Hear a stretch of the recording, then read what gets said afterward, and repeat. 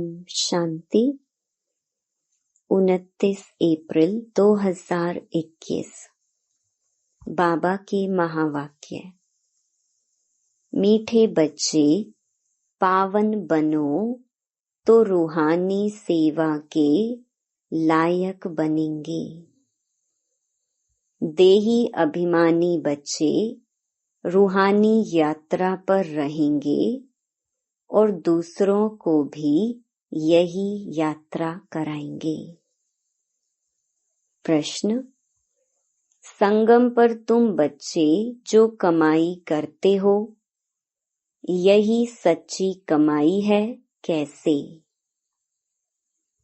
उत्तर: अभी की जो कमाई है वह 21 जन्म तक चलती है। इसका कभी भी दिवाला नहीं निकलता। ज्ञान सुनना और सुनाना, याद करना और कराना, यही है सच्ची सच्ची कमाई, जो सच्चा सच्चा बाप ही तुम्हें सिखलाता है। ऐसी कमाई सारे कल्प में कोई भी कर ना सके। दूसरी कोई भी कमाई साथ नहीं चलती। गीत: हमें उन राहों पर चलना है। ओम शांति। भक्ति मार्ग में तो बच्चों ने बहुत ठोकरें खाई हुई हैं। भक्ति मार्ग में बहुत ही भावना से यात्रा करने जाते हैं, रामायण आदि सुनते हैं। ऐसे प्रेम से बैठ कहानियां सुनते हैं जो रोना भी आ जाता है।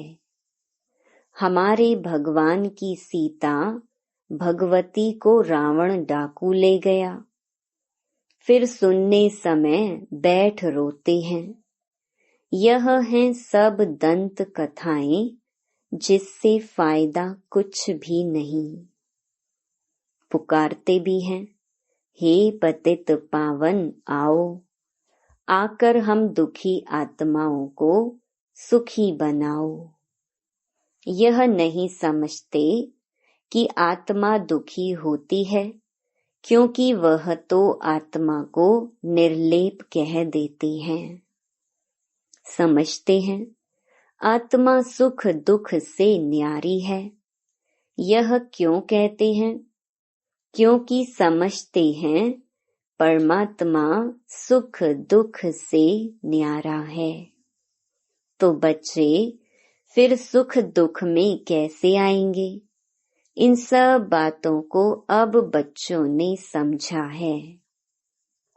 इस ज्ञान मार्ग में भी कभी ग्रहचारी बैठती है, कभी कुछ होता है, कभी प्रफुल्लित रहते, कभी मुरझाया हुआ चेहरा रहता है। यह होती है माया से लड़ाई। माया पर ही जीत पानी है। जब बेहोश होते हैं तब संजीवनी बूटी दी जाती है, मन मना भव। भक्ति मार्ग में चहचटा बहुत है। देवताओं की मूर्तियों को कितना श्रृंगारते हैं, सच्चे जेवर पहनाते हैं। वह जेवर तो ठाकुर की प्रॉपर्टी हुई। ठाकुर की प्रॉपर्टी सो पुजारी व ट्रस्टी की हो जाती है। तुम बच्चे जानते हो कि हम चैतन्य में बहुत हीरे जवाहरों से सजे हुए थे। फिर जब पुजारी बनते हैं तो भी बहुत जेवर पहनते हैं। अब कुछ भी नहीं है। चैतन्य रूप में भी पहने, फिर जड़ रूप में भी पहने। अब नो जेवर, बिल्कुल साधारण है। बाप कहते हैं, मैं साधारण तन में आता हूँ कोई राजाई आदि की ठाठ बाट नहीं है। सन्यासियों के भी बहुत ठाठ बाट होते हैं। अभी तुम समझ गए हो बरोबर सतयुग में कैसे हम आत्माएं पवित्र थीं। शरीर भी हमारे पवित्र थे। उन्हों का श्रृंगार भी बहुत अच्छा रहता है। कोई खूबसूरत होते हैं तो उनको श्रृंगार का भी शौक रहता है। तुम भी खूबसूरत थे तो बहुत अच्छे अच्छे जेवर पहनते थे, हीरों के बड़े हार आदि पहनते थे। यहाँ हर चीज सांवरी है। देखो, गौएं भी सांवरी होती गई हैं। बाबा जब श्रीनाथ द्वारे गया था तो बहुत अच्छी गौएं थीं। कृष्ण की गऊ बहुत अच्छी दिखाते हैं। यहाँ तो देखो कोई कैसे हैं, क्योंकि कलयुग है। ऐसी गौएं वहाँ होती नहीं। तुम बच्चे विश्व के मालिक बनते हो। तुम्हारी सजावट भी वहाँ ऐसी सुंदर रहती है। विचार करो, गौएं तो जरूर होनी चाहिए। वहाँ की गौओं का गोबर भी कैसा होता होगा, कितनी ताकत होगी। जमीन को खाद चाहिए ना, खाद डाली जाती है तो अच्छा अनाज पैदा होता है। वहाँ सब चीजें अच्छी ताकत वाली होती हैं। यहाँ तो कोई चीज में ताकत नहीं है। हर एक चीज बिल्कुल ही पावरलेस हो गई है। बच्चियां सूक्ष्म वतन में जाती थीं, कितने अच्छे अच्छे बड़े फल खाती थीं, शूबी रस आदि पीती थीं। ये सब साक्षात्कार कराते थे। माली वहाँ कैसे फल आदि काट कर देते हैं। सूक्ष्म वतन में तो फल आदि हो न सके। यह साक्षात्कार होता है। वैकुंठ तो फिर भी यहाँ होगा ना।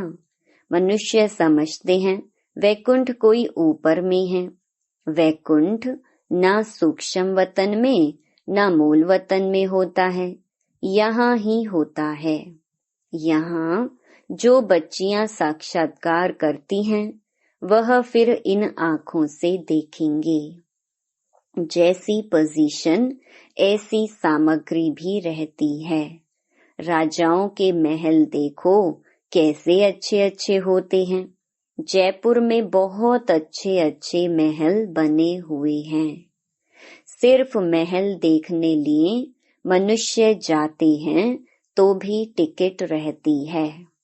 खास वह महल देखने लिए रखते हैं, खुद फिर और महलों में रहते हैं।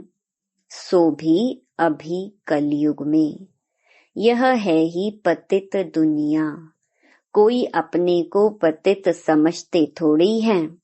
तुम अभी समझते हो, हम तो पतित थे, कोई काम के नहीं थे, फिर हम गोरा बनेंगे। वह दुनिया ही फर्स्ट क्लास होगी। यहाँ भल अमेरिका आदि में फर्स्ट क्लास महल हैं, परंतु वहाँ की भेंट में यह तो कुछ नहीं है, क्योंकि यह तो अल्पकाल का सुख देने वाले हैं। वहाँ तो फर्स्ट क्लास महल होते हैं, फर्स्ट क्लास गौएं होती हैं, वहाँ ग्वाले भी होते हैं। श्री कृष्ण को ग्वाला कहते हैं ना। यहाँ जो गौओं को संभालने वाले हैं वह कहते हैं हम गुजर ग्वाले हैं, कृष्ण के वंशावली हैं। वास्तव में कृष्ण के वंशावली नहीं कहेंगे, कृष्ण की राजधानी के कहेंगे। साहूकारों के पास गौएं होंगी तो गुजर संभालने वाले भी होंगे। यह गुजर नाम सतयुग का है, कल की बात है। कल हम आदि सनातन देवी देवता धर्म के थे, फिर पतित बने हैं तो अपने को हिंदू कहला देते हैं। पूछो, तुम आदि सनातन देवी देवता धर्म के हो व हिंदू धर्म के हो? आजकल सब हिंदू लिख देते हैं। हिंदू धर्म किसने स्थापन किया? देवी देवता धर्म किसने स्थापन किया? यह भी कोई नहीं जानते हैं। बाबा यह प्रश्न पूछते हैं, बताओ आदि सनातन देवी देवता धर्म किसने स्थापन किया? शिव बाबा ब्रह्मा द्वारा कर रहे हैं। राम व शिव बाबा की श्रीमत पर आदि सनातन देवी देवता धर्म स्थापन हुआ। फिर रावण राज्य होता है, विकारों में जाते हैं, भक्ति मार्ग शुरू हो जाता है, तब हिंदू कहलाने लगते हैं। अभी अपने को कोई देवता कह ना सके। रावण ने विशेष बनाया, बाप आकर वाइसलेस बनाते हैं। तुम ईश्वरीय मत से देवता बनते हो। बाप ही आकर तुम ब्राह्मणों को देवता बनाते हैं। सीढ़ी कैसे उतरते हैं, यह तुम बच्चों की बुद्धि में नंबरवार बैठता है।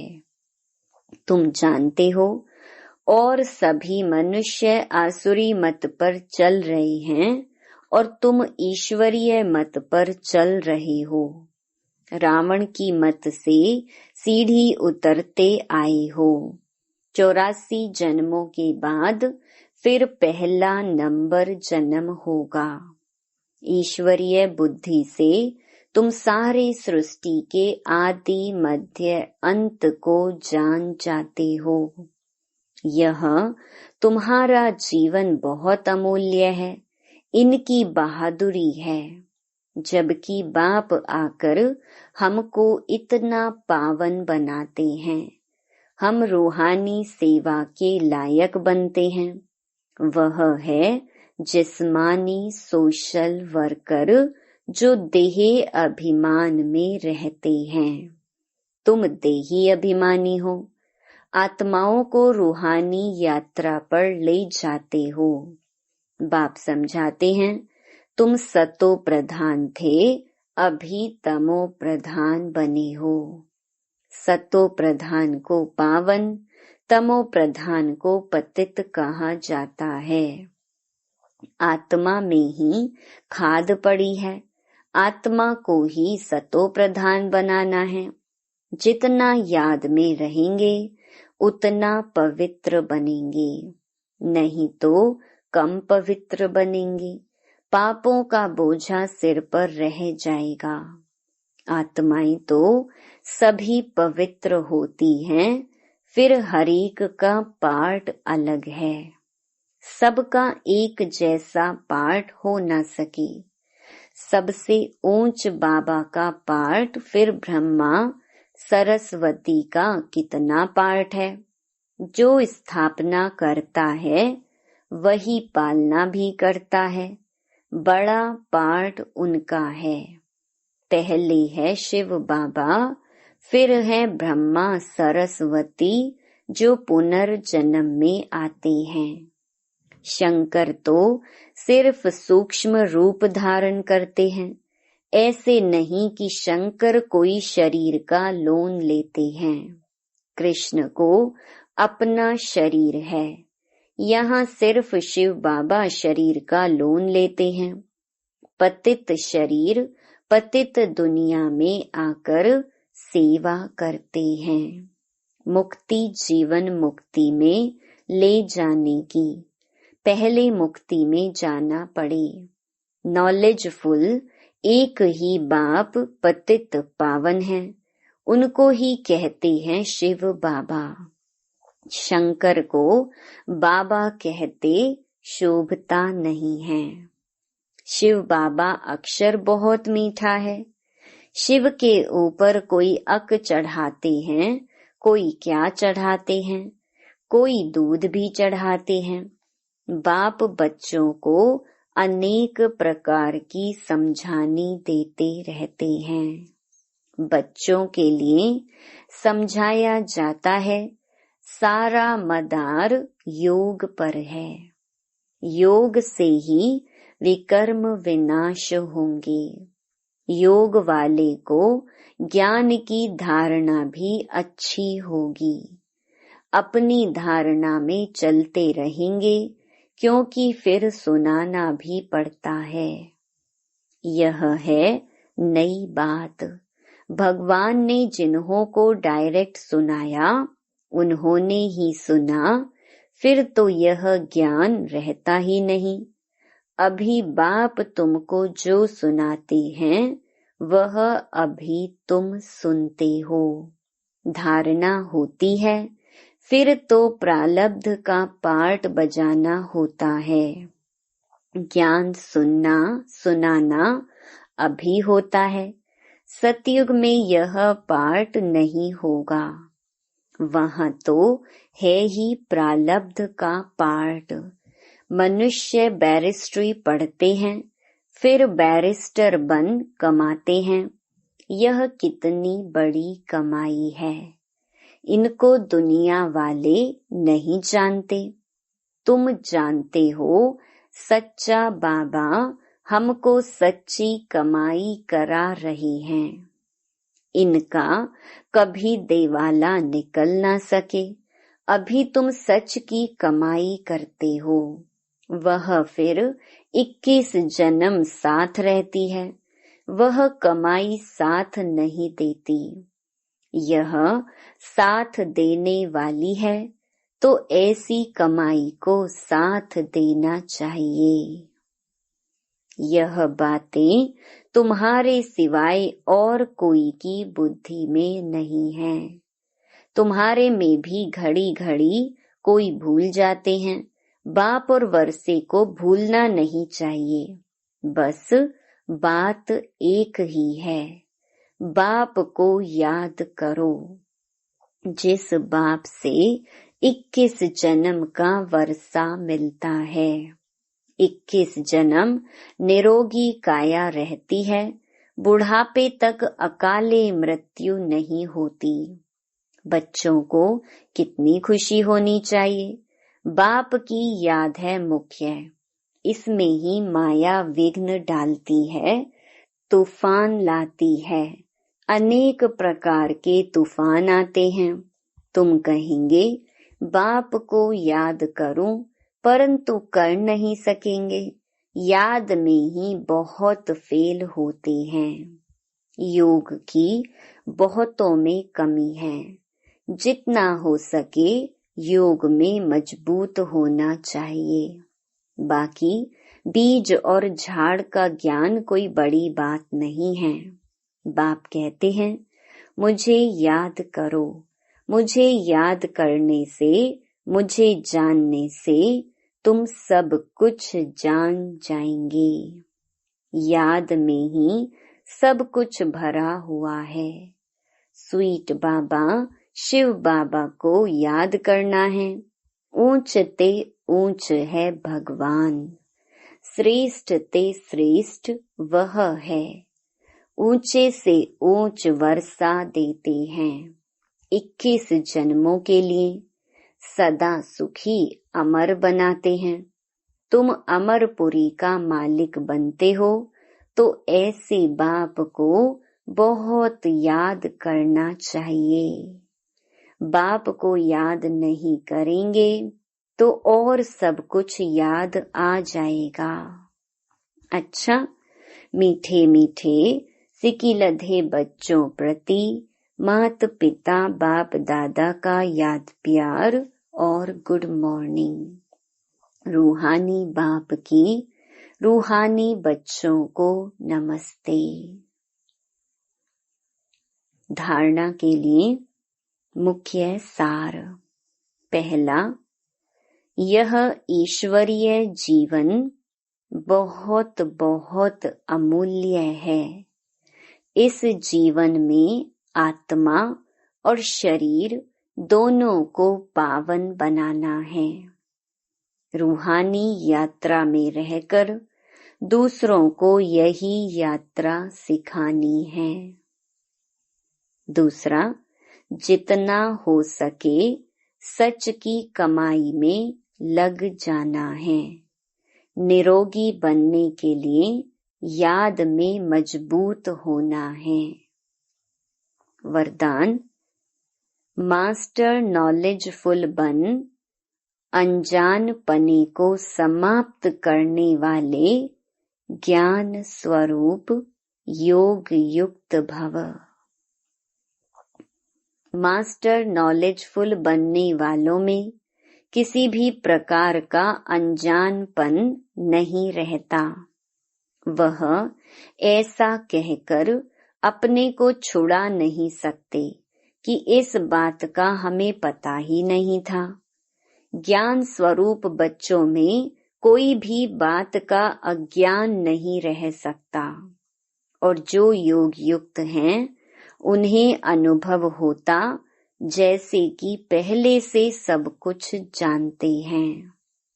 वो यह जानते हैं कि माया की छमछम रिमझिम कम नहीं है। माया भी बड़ी रौनकदार है, इसीलिए उससे बचकर रहना है। जो सभी रूपों से माया की नॉलेज को समझ गए उनके लिए हार खाना असंभव है।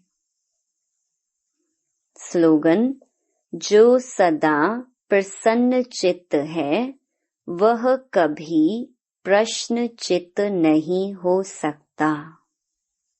Om Shanti. To watch Peace of Mind channel videos on YouTube, subscribe us on youtube.com/tvpeaceofmind. Just a click for a peaceful life.